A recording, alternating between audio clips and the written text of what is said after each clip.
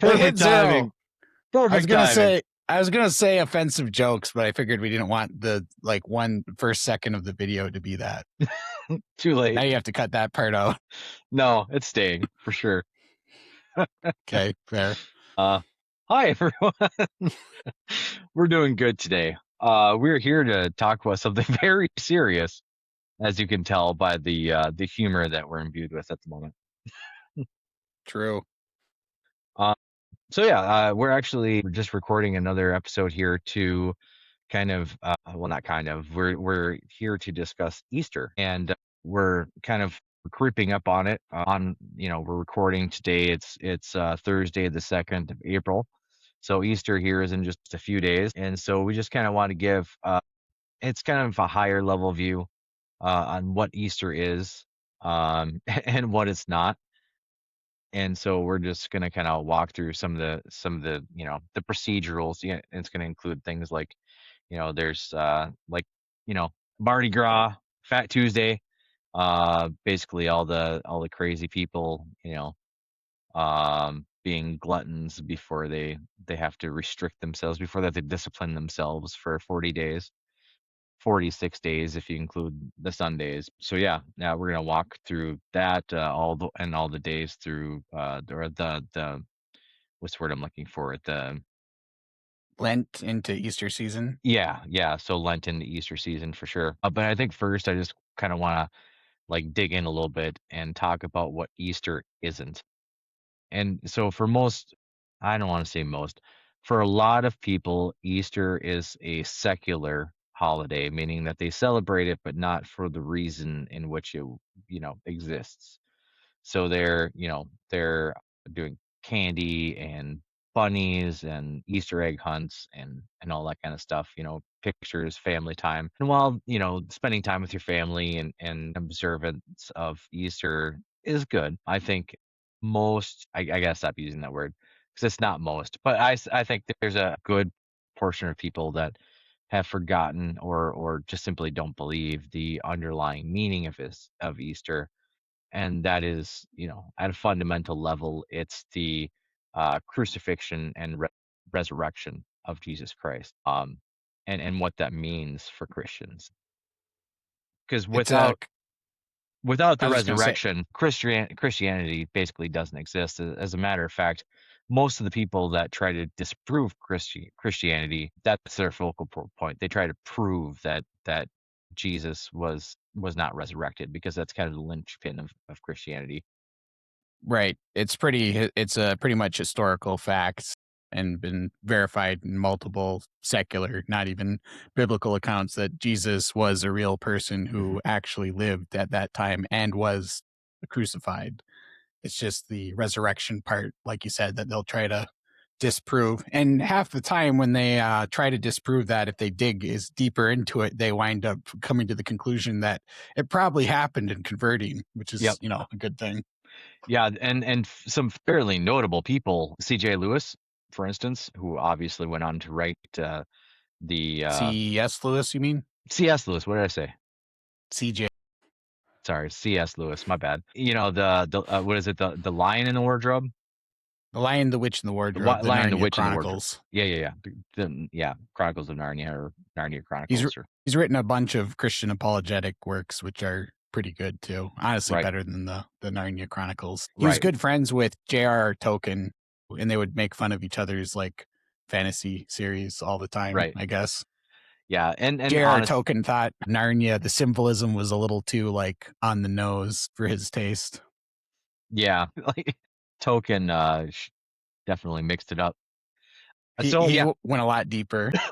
Yeah, that's for sure. So let's take a look. Okay, so that's kind of, that's a lot of people just celebrate Easter just as a secular holiday, just for, fun with the family, chocolate, Yeah. etc. A lot of people will treat it as a spring harvest type of festival as well. And that's a pretty common theme with a lot of Christian holidays, that they'll try to dilute them with secular stuff. With Easter, it's like a mixture of harvest stuff and the Easter bunny and stuff like that. And with Christmas is the other big one. They'll insert Santa in there and try to like dilute it with that as well. Right. But I think like the theory of Christmas, for instance, with Santa Claus, or what was his actual name? There was Uh a Saint Nicholas. I don't remember the specifics. I Probably when remember it gets looking into closer it to I think I remember looking into it at one point in time, and he did do a lot of like charity work and giving gifts to children and stuff like that. Um, right, but I'm pretty sure Saint Nicholas himself probably would have like if he saw what they used his likeness as, hundreds of years in the future, he himself would probably be like, "Hey, you guys, this is about Jesus's birth, not about me parodied as a like a red like mythical fat man in the North Pole." right. It's pretty far away from what he actually was. Right, yeah, absolutely. But yeah, so I like for the people that want to do Easter bunny stuff on Easter, it's not necessarily a bad thing. It's just you have to, it's important that you tell your kids and stuff that this is make believe. This is just we're pretending. It's just for fun. The real reason that we're here is to celebrate the resurrection of Jesus Christ. And the same thing with Christmas, it's like it's okay to pretend, it's okay to give gifts, it's okay to put up a tree and stuff like that. It's just, this is pretend, this is make believe, this is just a game. This is there's not we're celebrating Jesus's birth. It's so When we anyways. get closer, yeah, when we get closer to Christmas, we could probably have that as a big conversation because I'm one of those weird people who wasn't like raised. Hmm. My parents never like tried to with my brothers and I. They never were like did the whole Santa thing, Yeah. which I guess I'm in the minority on that. Almost every other person I've ever met like went through the whole. Their parents told them Santa was real, Yep. which seems weird to me, but I guess I'm the weird one in that regard. And I myself have extremely like weird feelings about it because like I have friends and family who they do that with their kids, and I always just have to bite the crap out of my tongue around Right. Christmas time whenever any of the kids talk about Santa because I'm always like, Right. Yeah, and I would agree with you now, but when my kids were little, we did that too. Uh, and I kind of regret it. I don't know that it necessarily did them harm because obviously all kids grow up and they understand what it really is. I think it's at a foundational level. I wish I would have done exactly what I just said and said and sat them down and said, okay, so we're gonna do this, but it's just pretend. Well, this is just pretend. We're just playing make believe.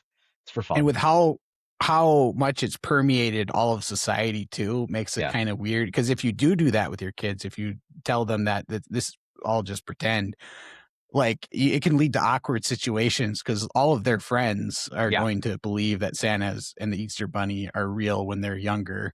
So Right. if you tell them the truth that these things are just, elaborate pranks that adults play You have on to seclude children, them like your parents did you. right, exactly. You either have to like keep them chained up in the basement like my parents did with me, or at least explain to them that, hey, your friends might think this is real, and how you handle that is up to you, whether you want to like ask them, maybe keep your lips zipped on the subject, or if you tell them that's going to lead to drama. So I don't know exactly how to handle that. I just know it's a weird situation. Right, yeah, and obviously everybody knows their families better than we do, and it's up to you guys to make the call for your own families. This is just us spitballing and saying, this is, like for me, how I wish I would have handled it versus how I did handle it. And Peter is he's kind of on the extreme end where they didn't do anything with Santa, right? You guys didn't do anything with Santa or Easter or Correct. anything, right? Like Santa, Easter, the Tooth Fairy, all of Yeah, that kind of stuff that most parents do with their children. My parents were like, "Hey, this stuff isn't real. We'll give you a right. quarter for your." They did give us like I think it was 50 cents for our teeth. We made a lot of money off of it. Did your brother stole your teeth today? No, actually, Paul and I would like as soon as a tooth got even slightly loose, we would just start, you know, Right. constantly messing with it until we could like yank it out.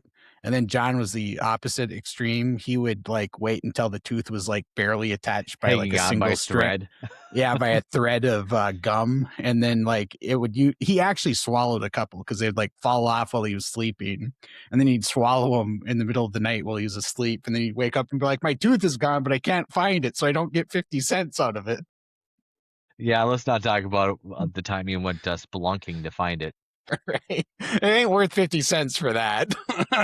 Well, when you're a kid, it might. Anyways, we let's rein it in a little bit here. All right. Sorry. So I think one of the things that we need to like one of the things that leads into everything is the Jewish holiday of Passover. And I think you're probably a little bit more knowledgeable on the subject than I am, but essentially, it's an 8-day holiday that a Jewish holiday that they practice at the time, and it's I believe it started with the Seder dinner, which is when they kind of walked through the Exodus from Egypt. And they did some recitals. I think there might be more to it than that. And I apologize, I'm not really up to snuff when it comes to Passover. Essentially, the whole thing is just like a celebration or a festival where they look back and remembrance of the time that they of their times in Egypt and the plagues and them leaving. Right. How it's celebrated, I don't know a great deal about that, how it was celebrated at the time either, because I'm not Jewish, but what the story originally came from was when the Israelites were enslaved in Egypt, and Moses came back to on a directive from God to free the Israelites. When he showed up, he was former royalty. He was basically adopted by the Pharaoh's family, because like the Pharaoh's daughter found him in a reed boat as a baby. He was raised in the same family. So he comes back, and the Pharaoh's basically is like his stepbrother, and he's arguing with him to get him to free the Israelites. And the Pharaoh is Or extremely is stubborn. Aaron arguing with them? Well, they're both arguing with him. Yeah, it was Aaron. Okay, Aaron was Moses' brother-in-law, who later became like the head of the priests. Anyways, okay, so Moses and Aaron are arguing with him. Pharaoh refuses to let him go. So God tells him, I'm going to institute a bunch of plagues if you don't tell him that I'm going to have all these plagues happen to Egypt if you don't let the Israelites go. So Mhm. they tell Pharaoh that. Pharaoh's like, you're bluffing. So then they go through the 10 plagues, and we won't go through all of them, but they get gradually worse and worse. There's like frogs that fall from the ground. Locusts. The There's Nile like, turns to yeah, blood. locusts, the Nile, like, yeah, water, the Nile turns to blood. You get horrible boils. And the Mhm. very last plague was smiting the firstborn son. So all of the firstborn sons in Egypt would die in one night. By God sent the angel of death down to smite them all. And what the word Passover comes from is in order to get the angel of death to pass over home and not smite the firstborn son in it, they had to slaughter and eat a lamb and spread its blood above the doorway of their home. And they And if had to the spread it with a certain plant. Was it hyssop? I don't remember exactly, but yeah, they would spread it above the door, the lamb's blood. And this is why later Jesus is called the Lamb of God. And it's symbolic because he's a perfect sacrifice. Like the lamb is not perfect, but its blood was pure enough to get the angel to pass over them and spare the firstborn son. With a perfect sacrifice, it is allows God to spare all of us later on through Jesus. But that's basically where Passover comes from. Right. And so and that's important because that was the reason, well, not the reason, but that was part of everything that happens with Jesus going to Jerusalem. It's happening during Passover. Yeah, during Passover, many Jews would return to Jerusalem in order to celebrate it. Right. Yep, absolutely. And so that's the reason that kind of kicks off everything is, is Passover. So that's just kind of a basis for that. So you kind of know what that is, and feel free to look into it further. Again, we're just kind of doing high level overview stuff here. And so like what we observe now essentially is as a Christian is you observe Lent essentially. And there's not all denominations observe Lent or practice Lent. It's like mainly Catholics, also I think Presbyterians, Lutherans, Certain Um, sects of them, also yeah, the Eastern Orthodox, Eastern observe Lent as Orthodox. well. Yep. Yep. So yeah, there's a variety that observe it, and then there's a bunch that don't. But essentially, Lent kind of starts off like most of the people that happen to come across this has probably heard of Mardi Gras. Mardi Gras or Fat Tuesday technically isn't part of Lent, but it's kind of like the overindulgence and celebration the night before Lent begins, because like many humans, we're when it comes to discipline. And so we like to, party first before we discipline ourselves and just to get it out of our system or whatever the case, whatever excuse you tell yourself. Um, let's be fair, humans are creatures of indulgences, and so any excuse that to indulge in things is probably going to have, we'll make a holiday of anything. Right. So yeah, that's not officially part of Lent, but people do it all the time. And then the first day of Lent is Ash Wednesday. Ash Wednesday is many of the people that observe Ash Wednesday, Lent, etc. They will go to church, and if you've ever seen it, they have the ashes from the previous year's palm limbs. They're burnt, and then they use that as ashes to inscribe a cross on their forehead as an observance, as a uh, what's the word I'm looking for? Not spectacle, but to show everybody that they're Right.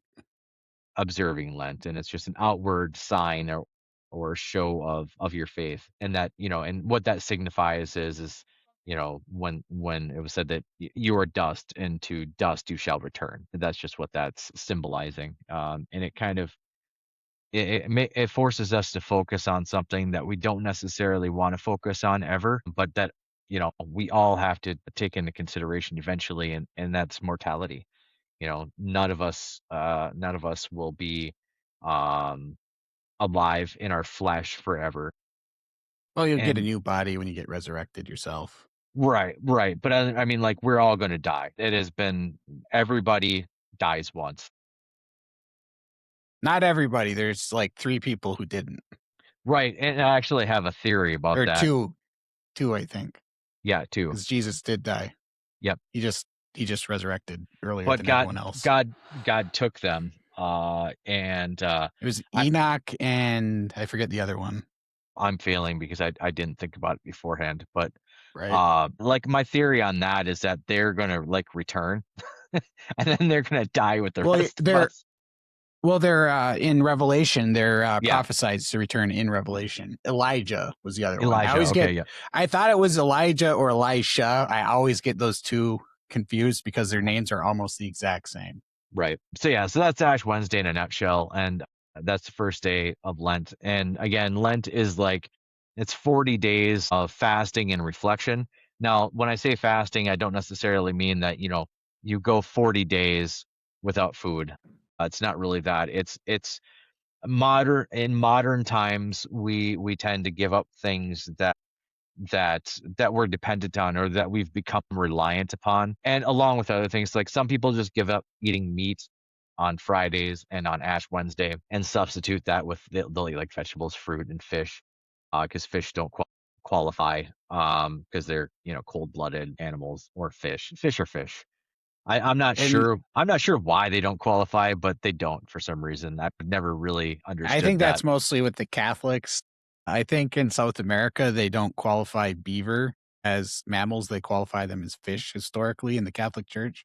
So in South America on Lent, on Fridays, they eat, like, a lot of beaver meat, I guess, or at least they Sure. used to. Right. So like this year was my first year practicing in Lent, and I kind of did a couple of things. I gave up some conveniences, like for instance, no like DoorDash delivery type stuff, no fast food, no like having groceries delivered and stuff. So like my stepmom, or my dad's widow, I kind of help take care of her, and so periodically, like once every week or two, I would place like food delivery orders just to have them go straight to her house. Saves me a little bit of gas and time. But I've been doing that myself instead of relying upon that convenience. So and then we've been eating fish on Fridays. Not necessarily. I don't know that I'm not Catholic or anything, so it's not really a big deal. But it was just giving something up, that we have become dependent upon or relied upon, and and it's such a tiny, tiny sacrifice compared to what was sacrificed for us. So I feel like there's little reason, if I can't give something up that I don't need, for Lent, then what am I even doing? This is, yeah. Anyways, I kind of digressed there, but so yeah, that it's basically about giving up something that it is kind of important to you, but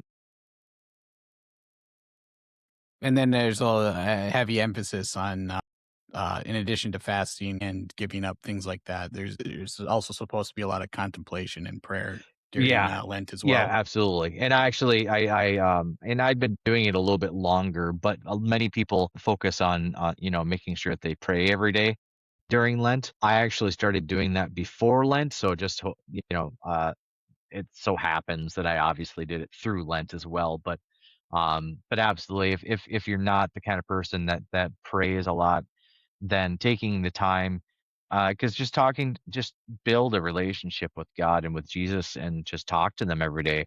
Talk to them about your troubles, which was actually one of the hardest things for me, because I don't know where I got it from, but I felt like if I prayed to God and asked him for something, that I was bothering him, or that I was undeserving and I shouldn't ask for things. And I still struggle with that to a certain degree, but I ask now, and with the caveat that if it's your will, if it's your will.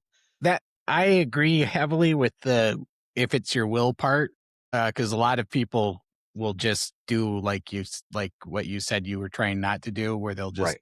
pray and ask for stuff and not like really bother to, consider if God's will is something separate from what you're asking. And you are technically true about the undeserving part. Like that's the whole point. None of us are Right. deserving. Right. Yeah. That's why Jesus had to die on behalf of us because we're all a bunch of Yeah. pieces of garbage. So Scum. yeah, we're scum. So we weren't going to be able to do anything salvation wise on our own. But in addition to that, also like the Psalms, I saw something on prayer that kind of stuck with me like a few months back, which highlighted using like the Psalms as a kind of a template or a resource to look at when praying, Mhm. because it's not just asking for stuff or even like asking for stuff in accordance with his will, but it's also there's a lot of praises in there too. Like the same thing with like hymns at church too. Mhm. Like I think there should be like a reverence and a glorification in prayer.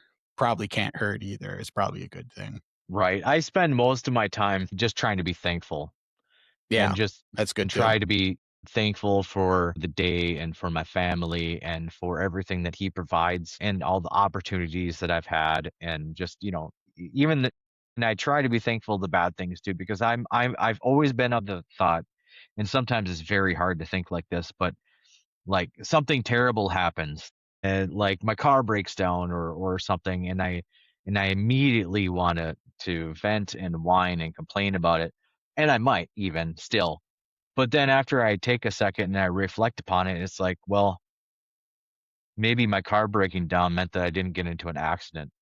Maybe it meant that I didn't get a flat tire and run over some little kid.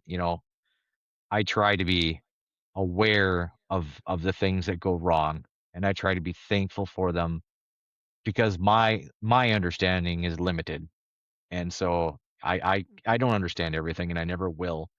And so that I just have to have faith that the things that happen are happening for a reason, and I may not be privy to that reason. I may never know. And Right. so it's I try very hard not to get too knee jerky about things. On that same subject, kind of like, because like a lot of people, and it's kind of like a philosophical critique a lot of people have had on religion in general, especially Christianity with a specifically a good omnipotent God, Mhm. is a criticism you'll hear people give, which is like the problem of evil is usually how it's like framed is if God is so good, why does he allow evil to happen? And part of that is usually boils down to because free will exists.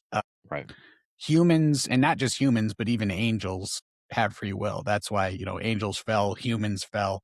Unfortunately, with free will comes opportunity to make wrong decisions. Mhm. And boy, oh boy, do we make a lot of wrong decisions. It's almost all we do sometimes. Right. So, and with that, like stuff like that, I mean, even as something as mundane as your car breaking down, like there might be, like you said, a deeper meaning for that happening. Maybe it's to avoid a catastrophic accident or Mhm. something horrible happening.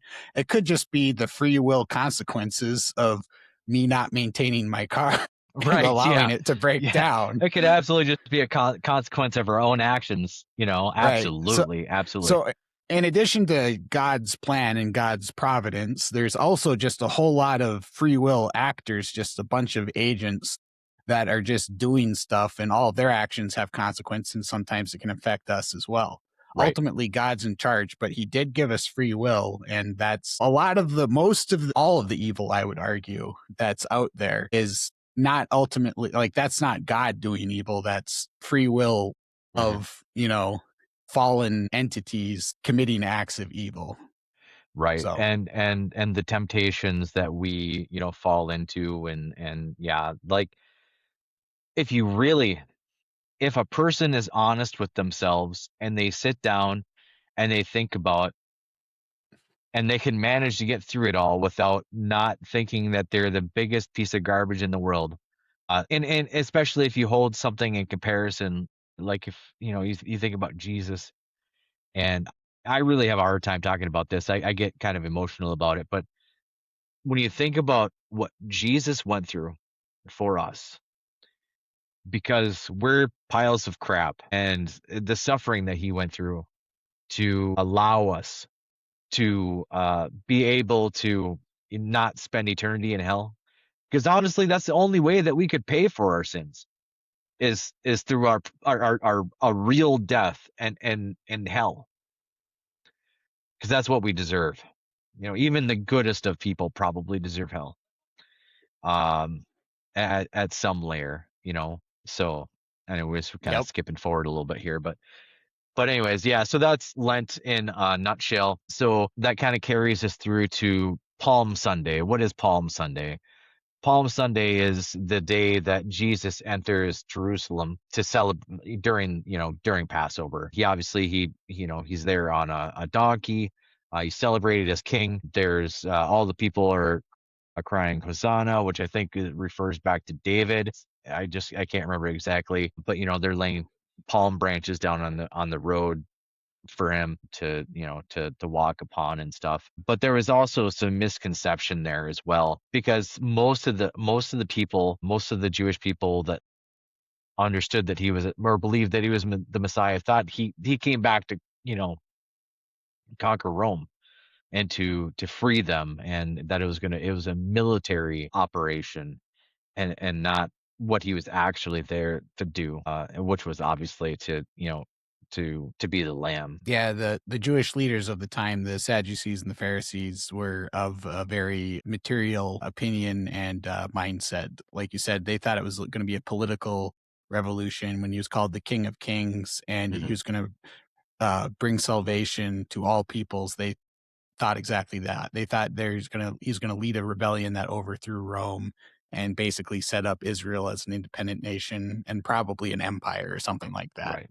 Obviously, he was talking at a spiritual level, not a physical level, which is Right. ultimately much more important. But you know, the the leaders at the time of the Sadducees and the Pharisees didn't care about that. They cared more about the material.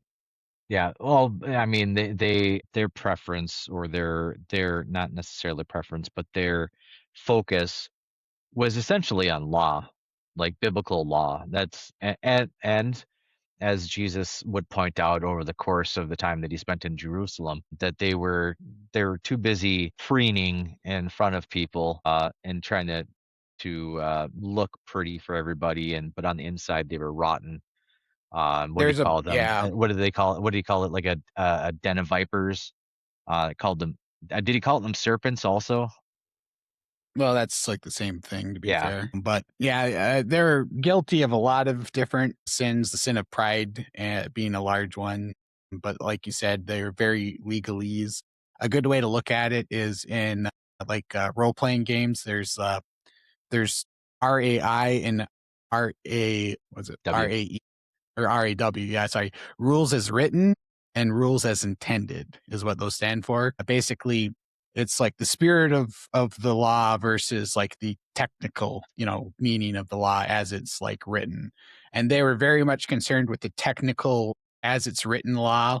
And if they could find loopholes to do whatever they wanted, they would find those loopholes. And if they could punish someone who thought they were following the law to the best of their ability and were doing good, but maybe had a technical violation, they would punish them for that. Hmm. And they did not care about the rules as intended. Right. So, One last thing on Palm Sunday as well is it also fulfilled one of the Old Testament prophecies because he came into Jerusalem on a donkey. mhm. He asked the apostles who were with him to actually just go and find a donkey, and he basically told them, "Go here. There will be a donkey tied up. If someone just grab the donkey and bring it to me because I have to ride it into Jerusalem. If someone asks you, why you're taking the donkey, just tell them that." I think he said the Son of Man needs it. I can't remember the exact quote, but Right. But it was something to that effect. something to that effect. Yeah. And they found the donkey, they brought it to him. And in Zechariah chapter 9, basically it prophesizes that the Messiah is going to, ride in on a donkey to save them.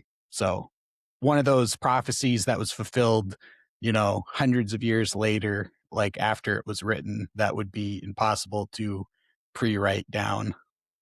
Right. Yeah. And even if he knew the prophecy and he did it intentionally, that doesn't take away all the other prophecies that he fulfilled that he couldn't not have done intentionally, really. Right.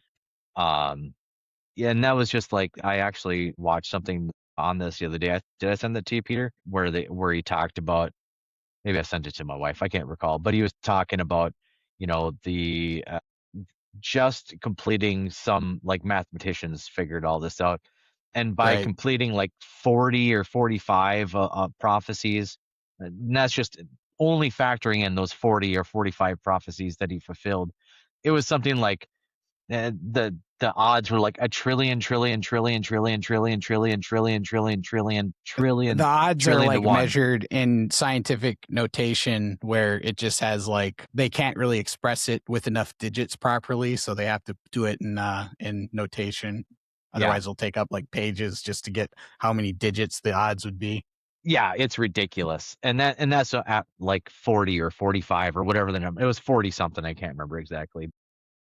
That's one of the reasons why whenever anybody looks into this trying to disprove the resurrection, they usually wind up converting.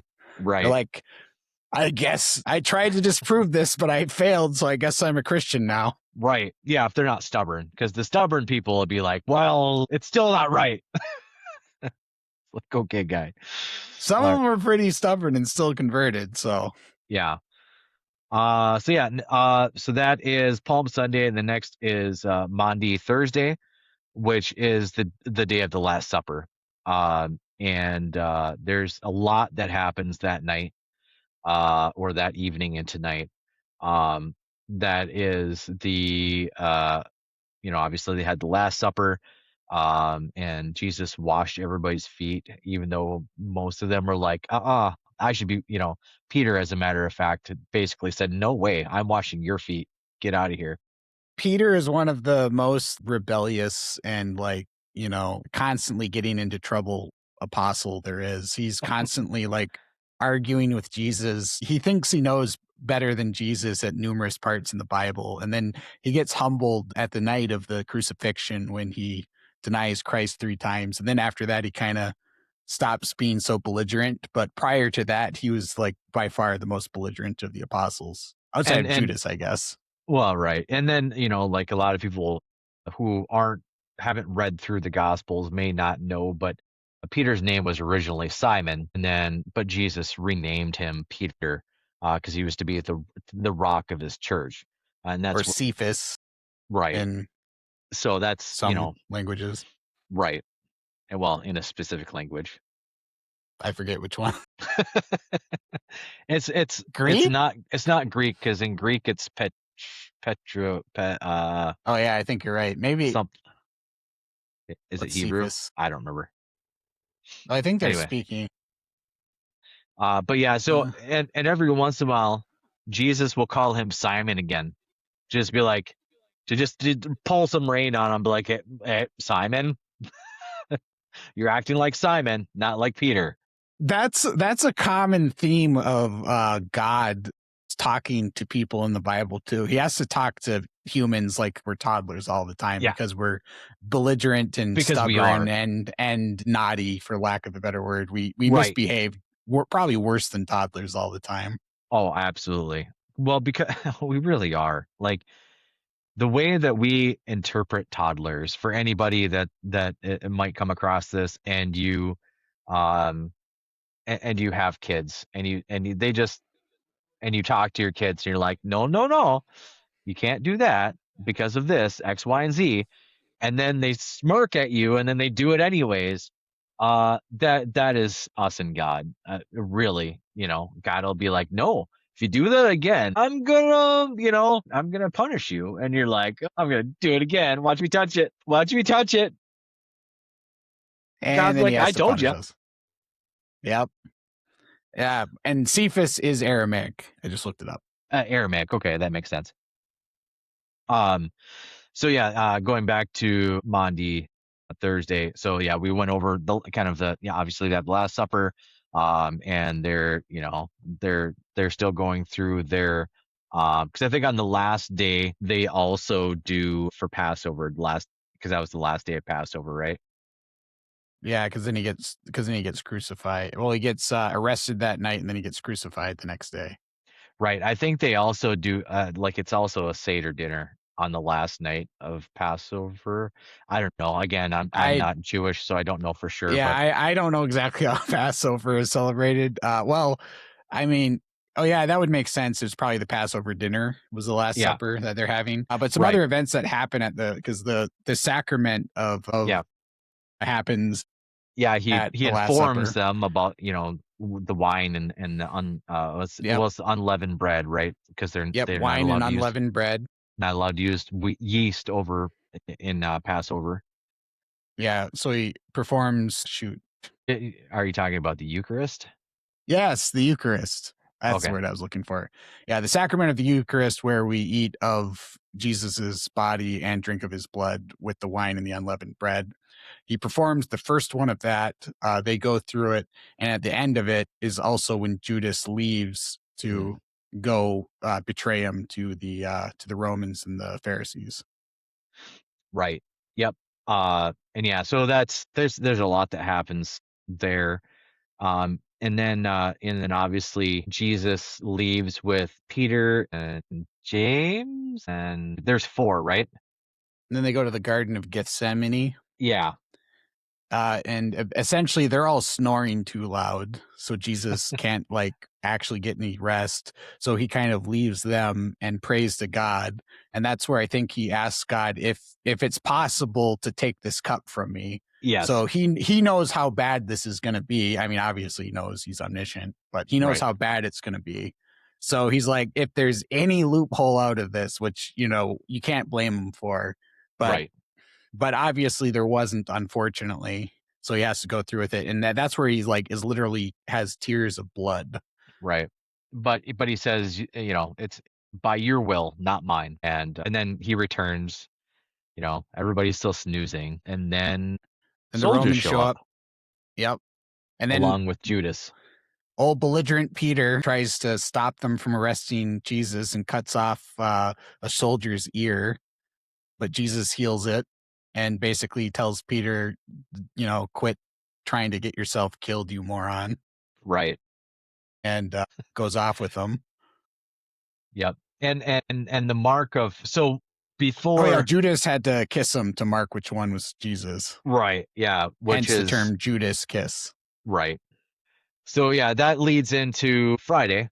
And obviously Jesus is crucified on Friday. He is led through some, I don't know if you've never looked into the particulars of Jesus's crucifixion. It's a little gruesome, and I can't think about it too much, otherwise I'll get emotional. But essentially he was severely beaten. He, like, for hours. I can't remember exactly how many hours it was, but it was hours that he was beaten. And then he and was whipped. flogged with a cat of nine tails, two cat of nine tails, which essentially just rips the flesh off of you. So not only was he beaten severely, but he basically had, multiple swaths of flesh ripped from his frame on his back. They said it's probably likely that you could see his spine and his hips because that's what happened to people that were flogged that hard. And then Um, they're mocking him too. yep, the They crown of mocked him, they thorns. put the crown of thorns on him to mock because he's the king of the Jews. Yep.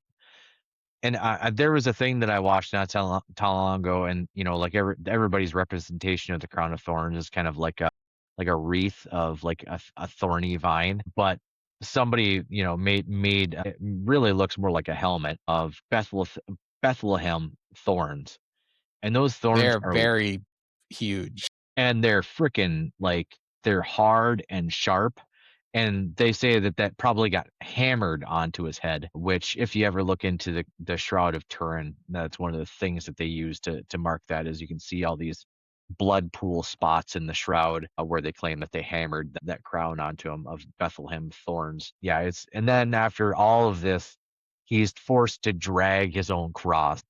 I don't remember the distance, but it's a substantial distance Well, he to where couldn't because of the torture. He wasn't right. capable, so they got, who was it, Simon? Yeah, Simon of Cyrene, just some random guy in the crowd. They forced him to carry the cross for Jesus because he was beaten too severely and too wounded to drag this giant wooden Right. couple of beams to Golgotha. Right. There was speculation that at this point he'd already lost a third of his blood, which, most of us probably would be dead at that point or wishing we were. I think We'd be all of us would puddles. be wishing. Yeah, puddles on the ground. So, anyways, they nail him to the cross. And if I remember correctly, it's through the wrists of both arms, and then his ankles are overlapped, and then another nail through the ankles. And if you're not familiar with crucifixion, once you're up there with all of your weight hanging down, you can't breathe. And the only way to breathe is to pull and push with your arms and your legs to relieve enough pressure off of your chest and diaphragm so that you can draw breath. And even after all of that, all of the basically torture and being crucified, he still managed he still managed to forgive or to, forgive the two thieves, even after one of them was mocking him. And he specifically said the one was saved. He told him that he would see him in heaven basically after they died on the cross together. They also stabbed him through the abdomen with a spear at some point too Yeah, once he was eh, up on the cross. it was the fifth rib, and that's what they did to confirm that the people that they crucified were actually dead. So they were coming to because what they did is they would come the next day, and if you weren't dead, they would break your legs so that you couldn't breathe anymore. Because with broken legs, you couldn't push yourself up to breathe, and so you would suffocate and die. But when they arrived the next morning, he had already died, and which also fulfilled another prophecy saying that that none of his bones were broken. So, but yeah, they still stabbed him, and then there is the water came from his from his lungs, or from his body, which is where the thing for the what do you call it, the cup. That's where that comes from. Oh, the Holy Grail. The Holy Grail, yeah.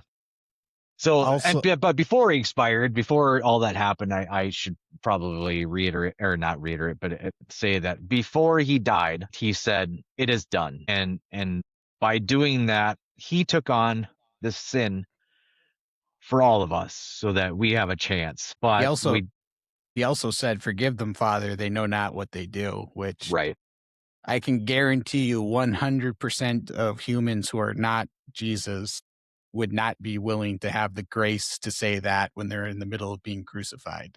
right, I wouldn't be capable of that. You wouldn't be no one other than Jesus is capable of doing that. right. For all the things that we'd like to say that we could or would do or should have done or could have done better or whatever, probably not, guys. It's just, There's no probably about it. None of yeah, us outside of Jesus are capable of that. right. I have never been more sure of anything in my life. Right. Yeah. We we we don't deserve it, but we received it nonetheless. And so it's our job to be thankful and to seek him out. So yeah, and then obviously after his crucifixion, Saturday was just kind of a day, it was kind of I don't want to say that it was like the day that everybody went, "Oh, maybe we were wrong," but it kind of was. Everybody was just like, he died. Maybe he wasn't the Messiah. It's like a day of doubt, a day of reflection. For many, it was a day of prayer. And that's kind of what we observe now is it's a day that it's kind of the last day of Lent. And by that I mean that, it's I think when we eat dinner on Saturday night, I think that's the last practicing day of Lent, and then Sunday, Easter Sunday, is like we feast basically after fasting for 40 days or whatever. So then obviously that brings us into Easter Sunday, and that what that signifies is it's the day of Jesus's resurrection. It's the day that they found that the tomb was empty. And so what do we do? What do we celebrate today? Well, we're celebrating Christ's resurrection to life after his crucifixion and death. It's primarily a, a Christian holiday. Obviously, there's also secular Christians that will be like we mentioned earlier that you know pretend that bunnies run around and deliver eggs. Well, secular Christian is kind of an oxymoron. Yeah, that's fair. But they There's observe Christian secular, holidays. yeah, there's seculars who they observe a diluted version of it where they try to Right. strip the actual importance and Christian meaning out of it by replacing it with bunnies and stuff like that. Right. Yeah. So, and obviously, the true meaning of Easter is the resurrection of Jesus Christ and everything that he stood for. Because if he weren't resurrected, then we wouldn't have Christianity. Ev- But he fulfilled his promise and his prophecy, and he fulfilled all the prophecy and the promise. We didn't talk about what happened when Jesus died. I think that's something we'll probably get into later on, because this is running a little long already. But some very strange things happened after his death. By strange I mean great. But There's a great darkness. There was an earthquake which tore the curtain in the temple of the Holy of Holies in half. Mhm. Um, and then on the resurrection, another thing to mention about the resurrection is like he wasn't just his tomb wasn't just like a grave site in a graveyard, and it wasn't just like a cave. It was like I forget the guy's name, but there was a fairly rich businessman who donated a mausoleum style Mhm. tomb for Jesus to be buried in, and they sealed it with a giant rock that weighed tons and tons and Yeah. tons. And on the third day when he arose, and there was guards there too, because they're Yep. actually the Romans and the Sadducees and Pharisees were worried that the apostles and followers of Jesus might try to steal his body because Right. there were prophecies of his resurrection, obviously. Mhm. And so, like, the guards were just like knocked out cold. They were just asleep when they found him. Because on the third day, I think it's Mary Magdalene and his mother as well, maybe. I can't remember, but two women went to his Yeah. Mary of Magdala. yeah. So his mother Mary and Mary Magdalene both like go to his grave or to his tomb, and the guards are all asleep. The stone is just casually rolled away, and there's just some guy standing there.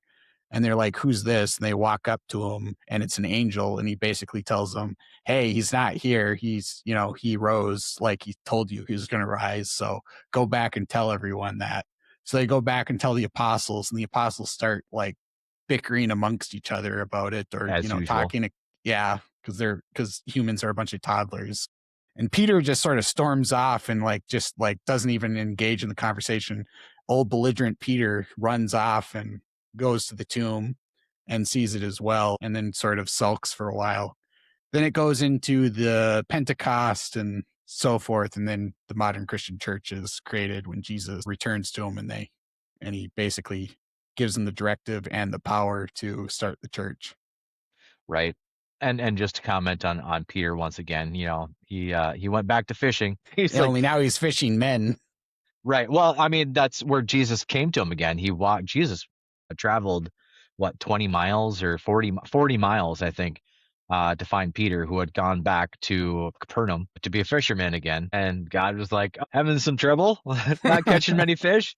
Why don't you try it now? Just like when they first met, and just restarted it and like, I told you, like, you're going to be a fisher of men. This is not what you were called for.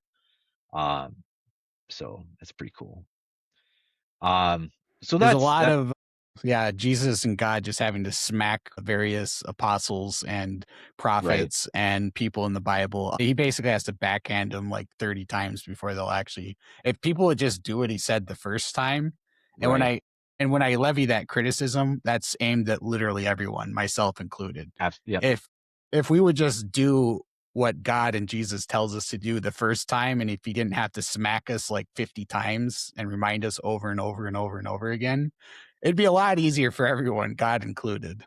Unfortunately, humans are stubborn and dumb. Yeah. Yeah, we like to march to the beat of our own drum. We like to think that we're the ones that are in charge, and it's sadly not the case. And we learn our lesson at times, and other Well, times we just keep doing it because we're idiots. luckily, it's not the case that we're not in charge, because that's a good thing that we're not in charge. But Right. unfortunately, we still act like we're in charge. That's the Well, unfortunate our part. free will gets us in trouble nonetheless. Yeah, So, that pesky uh, free will. If only the Calvinists were right. it's all fate. It's all fated. God ordained everything. We're just, following on our puppet strings. He I mean, he knows everything. That's different from him causing like forcing us to do things. Right. He could force us to do things if he wanted to. He doesn't force us to do things. That's where all most of the problems come from. Right. And then what would the meaning of that be if it, you know what I Right. mean? Like there's no meaning in anything if we're forced to do everything, right? If we're just puppets actually operating on, a preordained script that we don't have any control over, there wouldn't be any meaning to anything. So yeah, Easter in a nutshell. Not about bunnies or eggs. Which True. also, like, even from a biologic standpoint, that doesn't make any sense. I don't Bunnies are understand it either. mammals. They give birth to live young. Like, there is an egg involved, but the egg, is Yeah, it's still called a inside. Cadbury, but they're delicious, Oh, Peter. I haven't had one in a great number of years, but I remember them being delicious. from a biologic standpoint, there is an egg, but it's not like a chicken egg. You're right, it's chocolate. And the jelly beans are just, they're bunny poop. I'm done. Fair enough. All right. Well, that's all I got. Do you have anything? That's pretty much everything I can think of. I mean, like, basically Jesus, when he comes back, he gives the directive to the apostles to start the church, and then he ascends to heaven again, telling them that he'll be back, and we're still waiting for him to come back at this point. But that's the start of the church, and Right. there's a lot more history after that, which I'm sure we'll eventually get into, but at a later In date. 30 years, we will finally get to the New Testament after we get through the Old Testament, and then we'll talk about it more. I mean, it extends after the New Testament too. Like, there's a ton Right. of interesting church history post, the New Testament as well. Also, I feel like this is a good time to say this is like, so obviously Peter and we're not pastors, we're not priests, whatever. We're speaking off of our own experiences, our own thoughts. And if we're saying something that you fervently believe is wrong, let us know. We're not, we don't think that we know everything, and I absolutely know that I'm wrong enough to know that I'm wrong often. And so I'm open to learning new things, just let us know, drop a receipt, let us know, like, hey, in this verse, in this chapter, in this book, it says this, and I think this is counter to what you guys were talking about, or whatever the case may be. Um, we're open. We're doing this to learn. Like we're learning, we're growing our faith, and we're just hoping that somewhere along the way it can help somebody as they're trying to learn and walk through as well. So This don't is be a afraid to ask questions or say anything. this is a supplement to church. This isn't replacing, like, conventional, like, go to church still, you heathens. Don't, just watch YouTube and call it a good enough. Ah, now I think I'm getting called out. No, but seriously, like, this is just we're just trying to help you grow if you're watching this. I hope it does something for you. And like I said, if you think that what we're saying or anything that we do is not right, just let us know. You know, we're open to the possibility of being wrong, and because it The happens Christian frequently. denominations would never argue amongst each other and, Right.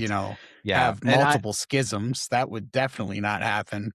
For sure, and I am up for healthy debate, you know, as long as people aren't attacking each other and calling each other names and stuff like that, like, because at the end of the day, it's all about Jesus, it's all about God, and and and it's not about us. But it is about our understanding and the learning. That's part of the process. And so, you know, debate really can help drive that forward. And I'm if you have overwhelming evidence, I am not opposed to being going, maybe I was wrong about something, which is frequent if I didn't mention that already. But I'm okay to debate. I'm open to discourse and fellowship. So To be fair, with that, the Easter story is one of the few things that the denominations generally don't disagree on, because that's the whole right, basis of Christianity, like we mentioned earlier. Like, right, without yeah. So Jesus's sacrifice, none of us would be here in Christianity. Christianity wouldn't exist. We'd still be like, if Jesus didn't sacrifice himself, then most of us would just be doomed to damnation, and the only people with the possibility of being saved would be the Israelites still. right, yep, yeah. Because until Jesus, like the Gentiles were garbage. Yep. We weren't, you know, we weren't available for grace, or I should say, grace wasn't available to us. There was the occasional Gentile that would, like, leave a Gentile nation, and in fact, in David's lineage and eventually Jesus's lineage, there was, I think it was a Moabite woman. I can't remember the exact, but it was a non-Jewish woman, that, like, helped a couple of Jewish spies when they were, when they were first, conquering Israel at the end of the 40 days of wandering in the wilderness. So Mm, there are some, non-Jewish in the history of Israel, some non-Jewish, people that, but the thing is, it's always mattered. The religion is what matters, not like the ethnicity. That's right, always been the case. yeah, So she converted, obviously, to the religion of the Israelites. right.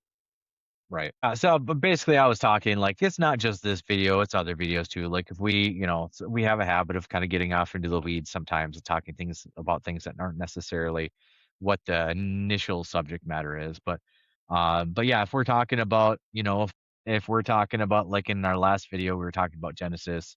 We talked about some things. Maybe in the future, we start getting into some other things, and you catch something, you're like, I don't think that's quite right. I think you misinterpreted that. I don't think you're looking at it in the right light. And this is why I think in you know book blah chapter and verse X, it says this, and I think that's what the point you're missing. And absolutely, like, you know, school me if I'm wrong on something, let me know. Um, but yeah, so that's best. Like I said, Easter in a nutshell. Um, so please enjoy your weekend. Be sure that to give thanks to who deserves it. And pray for yourselves, pray for your loved ones, and pray for people you'll never meet. That's all I have to say about that. Pray for everyone. It's true. All right. All right. Thank you everybody for catching us, and God bless. Have a good Easter. Bye. God Mhm. bless.